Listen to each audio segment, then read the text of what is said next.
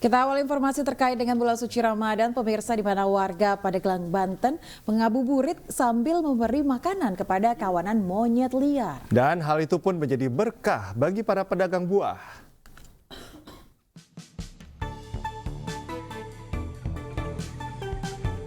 Inilah aktivitas warga Desa Mekarsari, Kecamatan Panimbang, Pandeglang, Banten saat menjelang berbuka puasa.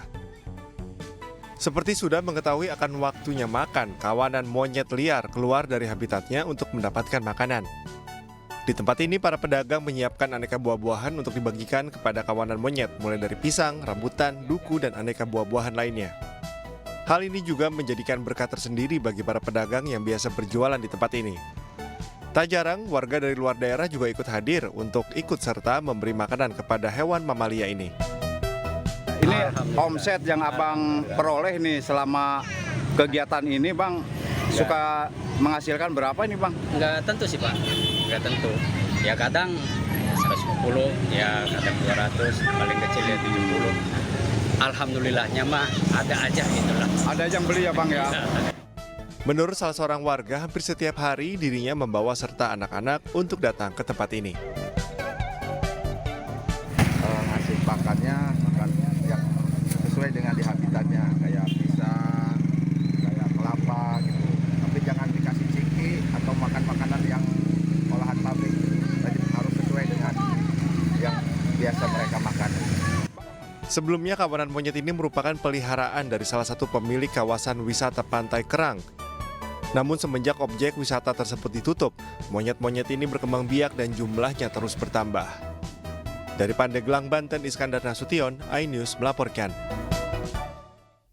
Pemirsa, Kabupaten Kampar Riau memiliki masjid tua yang syarat akan sejarah. Ya, Masjid Jamik Air Tiris ini, pemirsa, yang sudah berdiri ratusan tahun, memiliki keunikan di mana bangunannya terbuat dari kayu dan dibangun tidak menggunakan paku.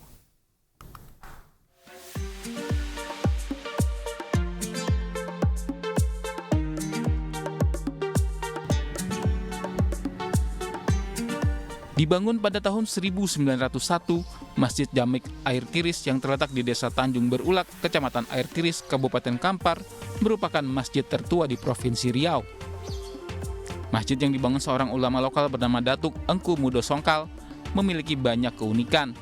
Seluruh konstruksi bangunan terbuat dari kayu dan dibangun tanpa memakai paku, hanya menggunakan pasak tiang. Sedangkan tangga, dinding dan tiang masjid diukir dengan ukiran khas Cina dan Melayu. Di salah satu bak air tempat berwudu terdapat batu alam mirip kepala kerbau. Konon, batu tersebut dapat berpindah-pindah tempat. Warga pun meyakini air yang ada di dalam bak dapat menyembuhkan segala macam penyakit. Di zaman penjajahan, masjid pernah dicoba dibakar oleh Belanda, namun bangunan masjid tidak hangus terbakar. Masjid didirikan waktu itu kita kan dijajah Belanda kan. Jadi Belanda ini bukan seagama dengan kita kan. Jadi waktu itu kan dibunuh tak ada apa kan, resiko itu masih dijajah. Jadi dia agak apa kan sama masjid itu, dia ambil minyak, disiram, dibakar ya. Habis api itu masjid ini mungkin bagus daripada yang biasa. Sementara di tahun 1970, masjid ini menjadi satu-satunya bangunan yang bertahan setelah ratusan rumah hanyut akibat dilanda banjir besar. Karena memiliki sejumlah keunikan, masjid syarat sejarah ini dijadikan sebagai objek wisata religius. Setiap di bulan suci Ramadan dan Hari Raya Idul Fitri, masjid ini selalu ramai dikunjungi warga dari berbagai daerah. Dari Kabupaten Kampar Riau, Indra Yose Rizal, iNews melaporkan. Pemirsa, kue nastar menjadi salah satu kue kering yang identik dengan suasana Lebaran.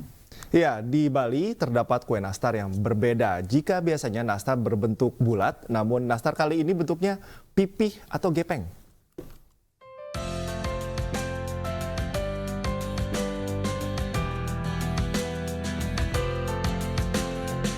Ada yang unik dengan kue nastar yang dibuat sebuah rumah produksi kue di Jalan Kresek Sesetan, Denpasar. Jika biasanya kue nastar berbentuk bulat, nastar di sini berbentuk gepeng. Adonan nastar yang sudah dibulatkan dibentuk gepeng dengan cetakan khusus. Meski begitu, adonan nastar ini tak berbeda dengan nastar biasa. Isiannya pun sama, yakni selai nanas. Selain nanas, ada varian isian lain seperti kismis, coklat, dan keju. Menurut penjualnya, di momen Ramadan dan jelang Lebaran, pemesanan nastar gepeng bisa mencapai 2.300 hingga 2.500 kotak. Pintas saja untuk bikin nastar yang nggak biasa. Itu loh, jadi kita coba gepengin karena kan nastar biasanya bulat dan di dalam toples kan. Jadi sekarang kita coba gepengin supaya aman juga di pengiriman dan juga menarik. Packingnya juga bisa oke ya. Ramadan Idul Fitri biasanya kita rame karena berbarengan dengan musim liburan ya. Berbarengan dengan musim liburan, turis-turis domestik pada ke Bali. Jadi biasanya penjualannya meledak sih. Usaha yang telah berjalan sejak 2017 ini dibantu 5 orang pekerja. Dalam sebulan mampu menghasilkan omset hingga puluhan juta rupiah. Sekotak kue nanas gepeng ini dibanderol mulai dari Rp55.000 per kotak dengan isian 9 keping nastar gepeng. Anda pun bisa jadikan nastar gepeng ini sebagai sajian kue lebaran. Dari Denpasar, Indra Ari, iNews melaporkan.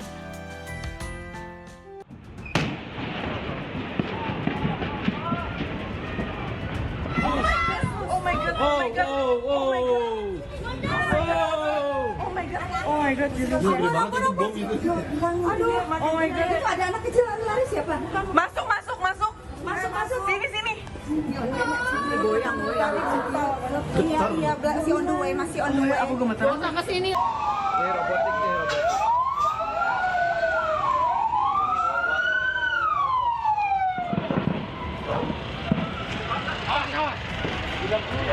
Pulang dulu. Allah Akbar.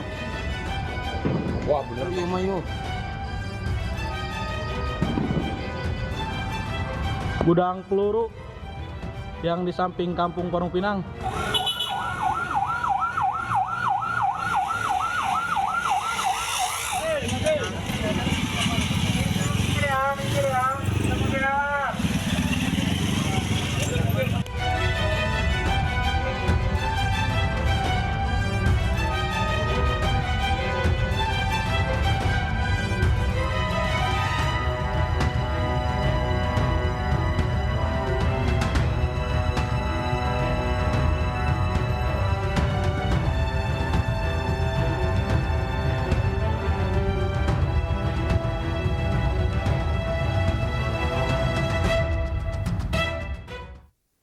Pemirsa, Panglima TNI Jenderal Agus Subianto menyebut ada 65 ton amunisi yang terbakar di gudang nomor 6 Gudmurah Jaya Bekasi pada Sabtu sore. TNI akan mengevaluasi untuk mengetahui penyebab kebakaran dan ledakan tersebut.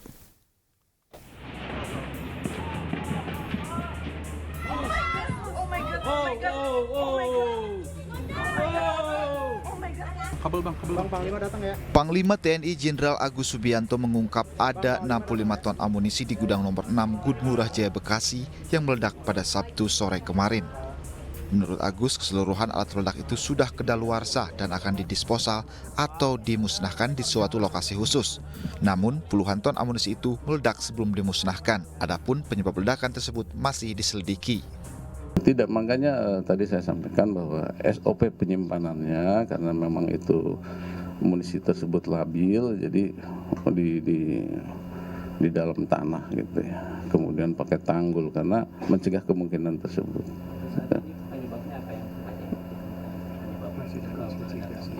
Ya masih dicari penyebabnya. Tapi untuk penyebab kemungkinan yang tadi saya sampaikan itu dari gesekan karena labil tersebut ya. Pak, di gudang nomor 6 itu ada berapa jenis amunisi itu Pak? Jenisnya apakah semua MKK atau MKB atau secara? Ada MKK dengan MKB. Jadi seluruhnya ada berapa ton? 65 ton tonasenya. Kepala Staf TNI Angkatan Darat Jenderal TNI Maruli Simanjuntak mengatakan alat peledak yang terbakar pada Sabtu sore rencananya akan dimusnahkan setelah Lebaran ini. Selain itu, Maruli juga menyebut akan melakukan evaluasi menyeluruh untuk mengetahui penyebab meledaknya gudang amunisi ini. Masuk. Secara keamanan kita kan sudah cukup bagus. Nanti kita lihat lagi lah. Mungkin itu dari segi gangguan, apa resiko-resiko lain kita akan evaluasi. Kalau saat izin perihal untuk senjata yang udah expired ini, sejatinya kalau misalkan itu masih amunisi yang udah expired ini, sejatinya kalau misalkan masih dipaksakan buat dipakai itu risikonya seperti apa sih Pak? Bahaya, itu kan bisa meledak di laras, yang gitu, yang munisi-munisi kecil bisa meledak pada saat perjalanan dan segala macam lah, kira-kira begitu. Panas juga ya? Termasuk lah, karena memang kondisinya memang sudah 10 tahun misalnya, sudah kondisi rusak lah. Good Murah Jaya meledak pada Sabtu sore atau lebih tepatnya saat jam berbuka puasa. Meski ledakan sempat dirasakan lebih dari 1 km, peristiwa tersebut dilaporkan tidak menelan korban jiwa. Dalam kebakaran itu, puluhan mobil pemadam kebakaran dikerahkan ke lokasi. Api baru bisa dijinakan pada Minggu dini hari. Petugas masih melakukan pendinginan di lokasi tersebut. Ledakan di gudang peluru milik TNI pada Sabtu sore pemirsa membuat sejumlah rumah warga di Kabupaten Bogor dan Bekasi, Jawa Barat rusak. Warga meminta ganti rugi karena kerusakan cukup parah, mulai dari tembok retak hingga plafon rumah ambruk.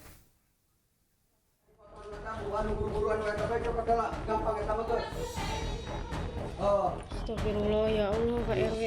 Sejumlah rumah warga di sekitar lokasi gudang peluru yang terbakar rusak. Kerusakan rumah warga ini terjadi akibat kerasnya ledakan dari kebakaran gudang peluru milik TNI.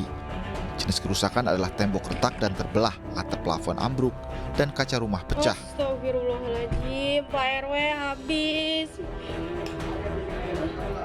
Habis Pak RW, itu rumahnya tuh. Warga mengaku alami rugi besar akibat kejadian ini dan meminta ganti rugi kepada TNI. Warga juga mengatakan aparat TNI telah melakukan penyisiran ke rumah setelah terjadi ledakan. Sementara untuk ganti rugi sedang diproses oleh pihak RT RW setempat. Ganti rugi atau gimana? Mungkin ada. Sekarang lagi diaju-ajukan lah ya, memang diurus-urusin sama Pak Lurah, Pak RW. Ada lah Mas, masa nggak ada lah. Kita mau gimana? Mau lebaran ini. Dia harus ganti rugi. Iya harus. Jangan sampai lah. Sejumlah rumah warga di Bekasi juga rusak akibat ledakan yang ditimbulkan dari kebakaran gedung amunisi milik TNI. Seperti rumah warga di Kampung Curug Parigi RT 01 RW 08, Kelurahan Cikiwul, Kecamatan Bantar Gebang, Kota Bekasi, Jawa Barat. Kerasnya ledakan membuat sejumlah tembok-tembok rumah warga mengalami kerusakan dan retak-retak. Bahkan kerasnya ledakan membuat warga berhamburan keluar rumah dan mengungsi ke tempat yang lebih aman. Kebakaran gudang peluru milik TNI di Desa Ciangsana, Kecamatan Gunung Putri, Kabupaten Bogor, Jawa Barat terjadi pada Sabtu sore, tepatnya saat jam berbuka puasa. Tidak ada laporan korban jiwa akibat peristiwa tersebut. Namun, Panglima TNI Jenderal Agus Subianto meminta warga untuk melapor jika menemukan serpihan berbahaya, termasuk adanya serpihan amunisi. Jenderal Agus juga memastikan akan mengganti rugi kerusakan yang ditimbulkan akibat insiden ini.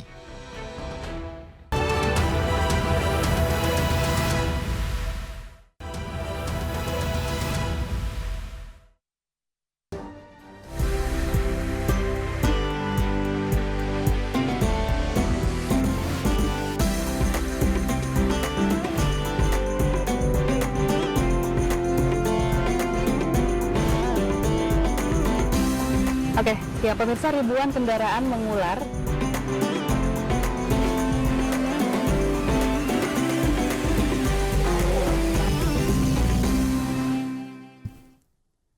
Pasca liburan long weekend dan jelang arus mudik lebaran, kereta api dan pesawat telah dipadati penumpang yang memilih mudik lebih awal. Sementara itu kondisi arus lalu lintas arah tol Cikampek terpantau lancar, demikian pula lalu lintas arah Jakarta.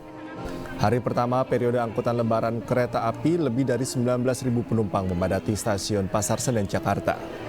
Selama masa angkutan lebaran periode 31 Maret hingga 21 April 2024, PT KAI Daerah Operasional 1 Jakarta menyediakan lebih dari 957.000 tempat duduk. Kemarin sudah terjual 636.000 kursi atau 66% dari total tiket yang disediakan. Puncak arus mudik moda transportasi kereta api dari wilayah Jakarta diprediksi akan terjadi pada 8 hingga 9 April dengan perkiraan lebih dari 40.000 penumpang berangkat dari sejumlah stasiun di Jakarta menuju sejumlah kota di Pulau Jawa. hari jelang Hari Raya Idul Fitri 1445 Hijriah, penumpang pesawat di Bandara Soekarno-Hatta, Tangerang, Banten mengalami peningkatan hingga 25% jika dibandingkan hari kemarin.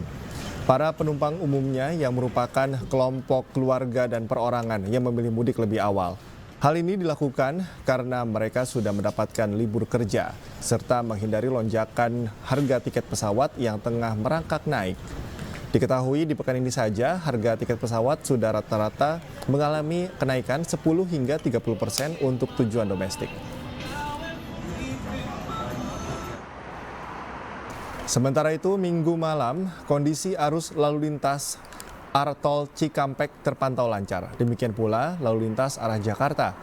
Sejak hari Kamis, sebanyak hampir 300.000 kendaraan meninggalkan Jakarta, 129.000 diantaranya mengarah ke Cikampek, 97.000 mengarah ke Merak, dan 71.000 mengarah ke Puncak Bogor.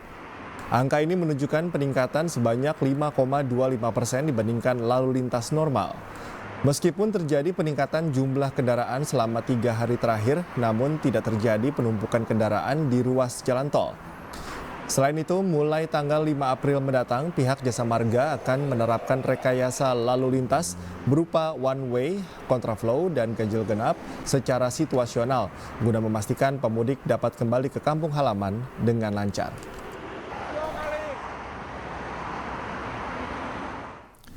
Ya, sementara itu stasiun Bandung mulai dipadati penumpang yang akan mudik lebaran. PT KAI Daop 2 Bandung memprediksi pemudik tahun ini meningkat 40% dibanding tahun sebelumnya.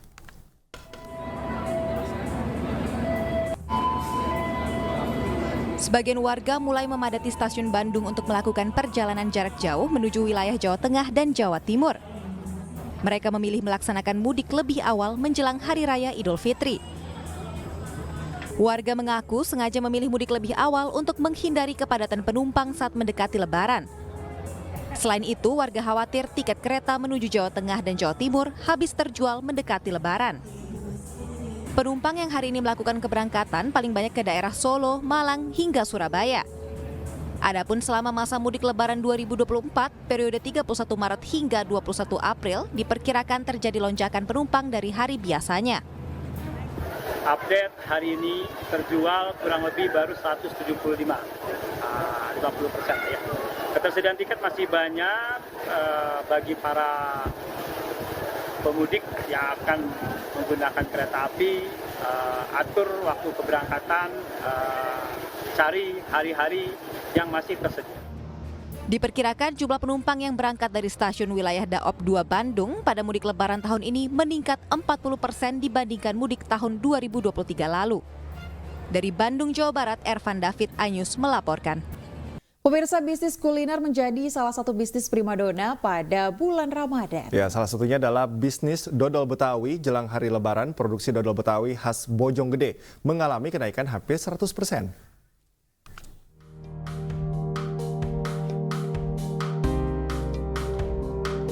Seperti inilah pembuatan dodol Betawi di Desa Bojonggede, Kabupaten Bogor. Dodol yang berbahan santan, gula merah, dan tepung ketan ini dimasak secara tradisional dalam kuali tembaga dengan menggunakan kayu bakar. Usaha dodol Detungku milik Nur Hayati ini mengalami peningkatan pesanan jelang hari Lebaran tiba. Selama 1 bulan Ramadan ini kami memproduksi 2.000 kilo dan alhamdulillah untuk modal 70 juta kami mendapatkan keuntungan bersama modal itu sekitar 110 juta. Nur Hayati memanfaatkan kredit perbankan sebesar 100 juta rupiah untuk mengembangkan usahanya. Permintaan pelanggan yang semakin banyak membuat wanita yang juga berprofesi sebagai guru ini akan kembali mengajukan kredit untuk menambah modal.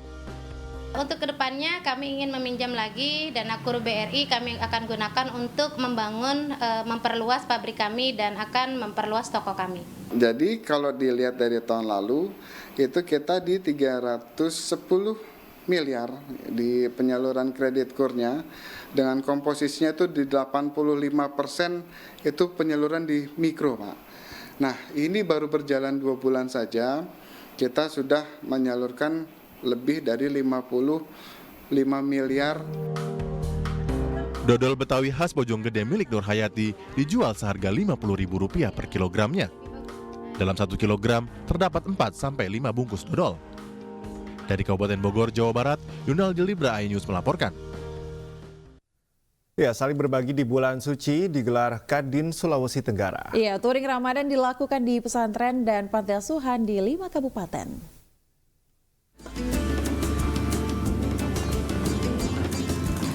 Kamar Dagang dan Industri Sulawesi Tenggara menggelar touring Ramadan di 5 kabupaten di wilayah Sulawesi Tenggara yang berlangsung selama 2 hari. Touring Ramadan digelar bersama Pangkalan Lanut Halu Uleu Kendari dan Ikatan Motor Indonesia Sulawesi Tenggara. Touring Ramadan dilakukan di pondok pesantren dan panti asuhan yang ada di 5 wilayah antara lain Kabupaten Konawe Selatan, Bombana, Kolaka, Kolaka Timur, dan Finish di Kabupaten Konawe. Berbagi pada anak-anak pesantren di Pondok Hidayatullah Kolaka ini. Dan saya baru saja kita menyerahkan bantuan itu. Semoga bantuan ini bisa bermanfaat buat anak-anak kami di sini. Ini Pak, berapa kabupaten keseluruhannya Pak? Proses kegiatan touring Ramadan kita ini ada 5 kabupaten. Ya. Bantuan sosial berupa sembako, alat sholat, dan makanan bergizi diharapkan dapat membantu meringankan beban pondok dan panti asuhan.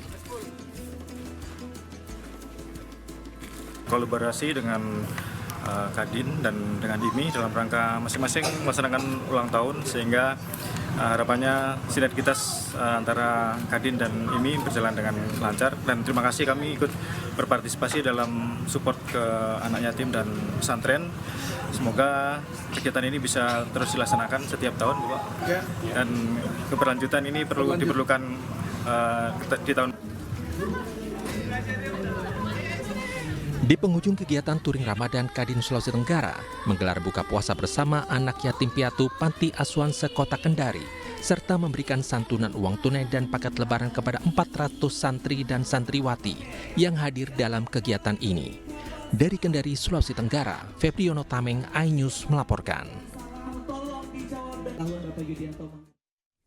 Selain menuntut ilmu agama, pemirsa, santri saat ini juga dituntut untuk bersaing di dunia wirausaha. Ya, agar mampu bersaing, para santri harus menguasai industri kreatif serta digital.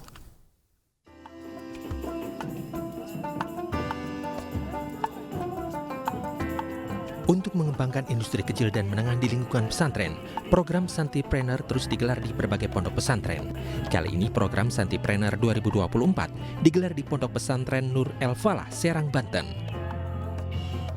Ajang ini diikuti oleh 500 santriwan dan santriwati. Santri Digital Indonesia merupakan wadah pelatihan dan peningkatan kapasitas santri dan generasi milenial dalam menghadapi tantangan industri digital kreatif. Diharapkan nantinya santri menjadi wirausahawan yang berakhlakul karimah. Dari pelatihannya kita harapkan santri-santri ini siap untuk bisa menjadi pelaku ekonomi kreatif digital yang handal, yang mampu menciptakan peluang usaha dan lapangan kerja. Dan ada kegiatan, itu juga ada kegiatan pelatihan dari 6 pesantren dari Indonesia, baik dari Jawa Barat, Banten, dan sekitarnya. Program Santipreneur ini diisi mentor-mentor profesional di bidang kreatif dan digital. Dari Serang, Banten, Mahesa Apriandi, iNews melaporkan.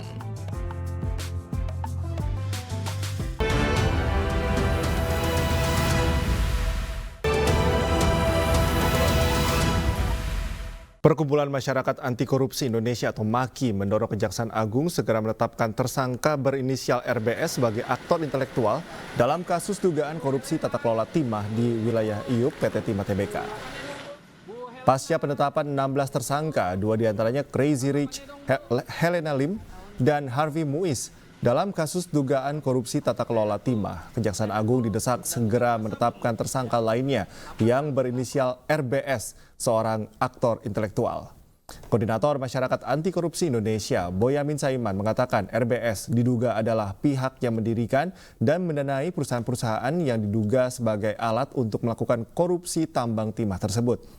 Boyamin menilai pengusutan kasus-kasus dugaan korupsi tata kelola timah di wilayah IUP PT Timah Tbk oleh Kejaksaan Agung masih sesuai prosedur. Ia juga berharap Kejaksaan Agung dapat menjerat para pelaku dengan pasal tindak pidana pencucian uang. Saya mengharapkan Dan kasus ini nanti juga diterapkan atau dijerat dengan pasal pencucian uang. Karena apa? Saya yakin dengan pencucian uang akan semakin terkuak siapa yang bermain di belakangnya, atau aktor-aktor intelektualnya, atau official benefitnya, atau pengendalinya. Dan siapa yang aktor intelektualnya, ya saya sebut dalam pernyataan saya adalah RBS. Orang ini diduga yang menginisiasi pendirian perusahaan-perusahaan, yang melakukan dugaan kerjasama dengan oknum PT Timah, melakukan dua hal. Satu, markup atau membengkakkan biaya smelter. Kedua, diduga mengambil konsesi tambang batu bara di lahannya PT Timah dengan secara ilegal.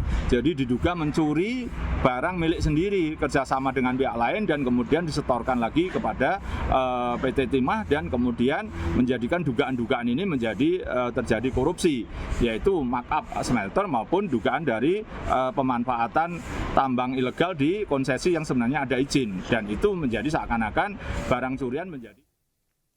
Kita ke informasi lainnya, pemirsa. Mahkamah Konstitusi akan kembali menggelar sidang perkara sengketa atau perselisihan hasil pemilihan umum hari ini. Sidang beragendakan pemeriksaan perkara dengan jadwal acara pembuktian pemohon.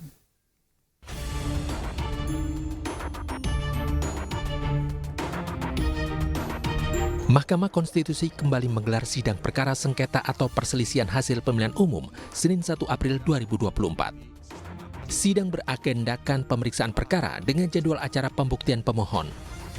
Sidang digelar di gedung MK RI 1 lantai 2 jam 8 dengan pemohon Anies Baswedan dan Muhaimin Iskandar.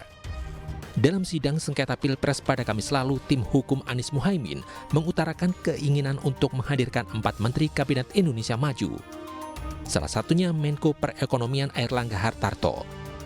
Namun Erlangga mengaku belum mendapatkan undangan dari MK terkait hal tersebut. Keinginan tim hukum Amin ini juga disambut oleh tim hukum pasangan Ganjar Mahfud. Sementara itu, tim hukum Prabowo Gibran permintaan menghadirkan Menteri Kabinet Indonesia Maju untuk menjadi saksi perlu dipertimbangkan kembali. Pemirsa, dalam sidang gugatan sebelumnya, calon presiden Ganjar Pranowo menyoroti proses demokrasi di pemilu 2024. Sementara calon presiden Anies Baswedan menilai Pilpres 2024 berlangsung secara curang.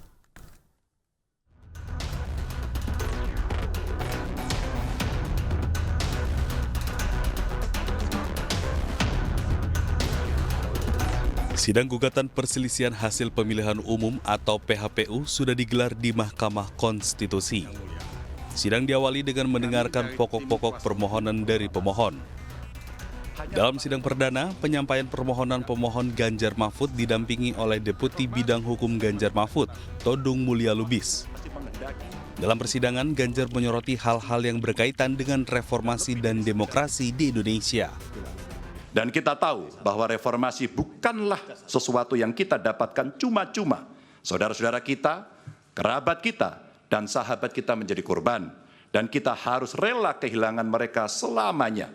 Mereka mengikhlaskan hidup mereka agar negara ini benar-benar dijalankan dengan rasa hormat yang setinggi-tingginya kepada seluruh warga negara oleh pemerintahan yang mampu memikul amanat proklamasi. Sementara itu, kubu Anies Muhaimin sebagai pemohon menyinggung berbagai persoalan di pemilu 2024. Mereka menilai Pilpres 2024 telah berlangsung secara curang. Anies Baswedan selaku prinsipal di persidangan menyebut bahwa intervensi terhadap Mahkamah Konstitusi adalah bahaya yang sangat nyata. Mulai dari awalnya, independensi yang seharusnya menjadi pilar utama dalam penyelenggaraan pemilu telah tergerus akibat intervensi kekuasaan yang tidak seharusnya terjadi. Bahkan intervensi ini sempat merambah hingga pemimpin Mahkamah Konstitusi. Selain itu, Anies juga meminta bangsa Indonesia memutuskan nasib demokrasi dengan memperkuat fondasi keadilan di Indonesia. Tim Liputan iNews melaporkan. Pasca digelar penuh sukacita pemirsa oleh masyarakat di berbagai daerah di Kota Jayapura, Papua, warga memperingati Paskah dengan pawai obor di jalanan kota. Sementara di Tangerang, Banten, ibadah perayaan Paskah berlangsung aman dan penuh hikmat.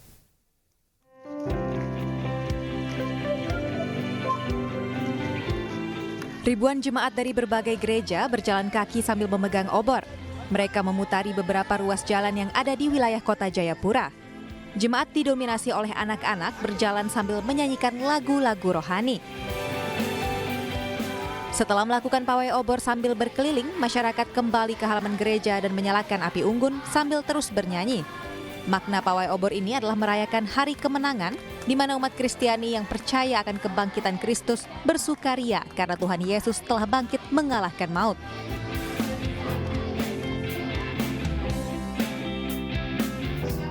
Sementara itu di Gereja Kasih Karunia Ciledug, Tangerang, Banten, masyarakat menggelar Paskah dengan tema kebangkitannya, meneguhkan seluruh warga gereja untuk berdampak bagi Indonesia. Ini kenapa tema untuk Paskah tahun ini, tema ini yang diusung? Iya, sehubungan dengan bangsa kita Indonesia yang baru saja melaksanakan pemilu, tema ini juga sebagai warga gereja kita terpanggil untuk menyatakan kasih Tuhan bagi masyarakat Indonesia karena gereja adalah bagian dalam berbangsa dan bernegara. Kita dihadirkan untuk menjadi teladan iman. Tidak hanya ibadah dan perayaan, ada juga permainan untuk menyemarakkan perayaan Paskah pada tahun ini.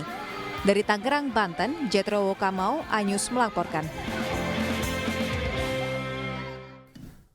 Pemirsa, hari terakhir Indonesia Fashion Week 2024 menampilkan kebudayaan Nusantara. Ke depan, hasil karya para perancang mode Indonesia diharapkan bisa mendunia.